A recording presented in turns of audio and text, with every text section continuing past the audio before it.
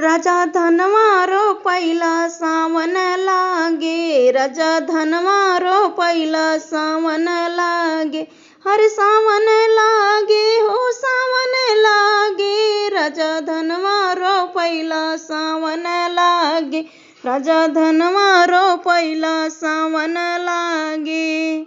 कैसे के धनवारो पाई मोरी रानी, कैसे के धनवारो पाई मोरी रानी, रानी पनिया न बरसे आषाढ़ बीत गए, राजा धनवारो पहिला सावन लागे, राजा धनवारो पहिला सावन लागे, सावन लागे हो सावन लागे, राजा धनवारो पहिला सावन लागे।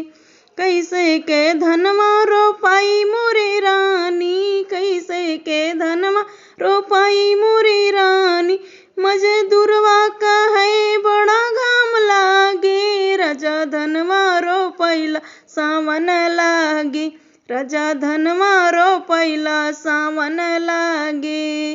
जाओ मोरे राजा हो धनवारो पऊबा, जाओ मोरे राजा हो धनवारो पऊबा, लड़के कहे हमें भात खाबे, राजा धनवारो पहिला सावन लागे, राजा धनवारो पहिला सावन लागे।